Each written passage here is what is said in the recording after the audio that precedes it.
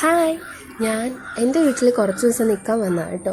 നമുക്കിവിടെ ആകെ കുറച്ച് സ്ഥലമുള്ളത്. അവിടെ ആ വീടും കഴിഞ്ഞിട്ട് ഉള്ള ആ കുഞ്ഞു സ്ഥലത്തിൽ എന്തൊക്കെ നടാവോ അതെല്ലാം എൻ്റെ അമ്മ നട്ടിട്ടുണ്ട്.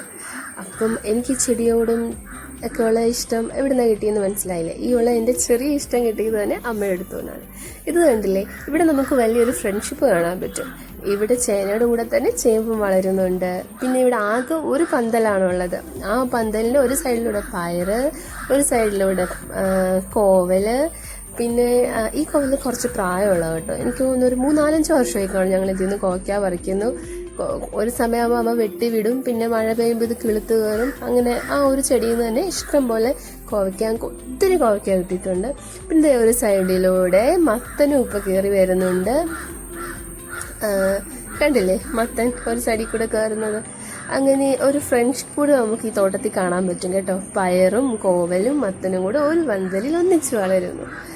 പിന്നെ ഇത് കണ്ടില്ലേ, മത്തനിലൊരു കുഞ്ഞു പൂവൊക്കെ വന്നിട്ടുണ്ട്. ഇതിപ്പം മത്തങ്ങ ഉണ്ടായി കഴിയുമ്പോൾ എന്ത് ചെയ്യും, പന്തലിൽ നിൽക്കുമോ എന്നൊക്കെയുള്ള സംശയങ്ങളൊക്കെ എല്ലാവർക്കും കാണും. പക്ഷെ എൻ്റെ അമ്മയ്ക്ക് അങ്ങനത്തെ സംശയങ്ങളൊന്നുമില്ല. എല്ലാം അതിൻ്റെ സൗകര്യത്തിൽ എങ്ങനെയാണെന്നൊക്കെ വെച്ചാൽ അങ്ങ് ആവട്ടെ.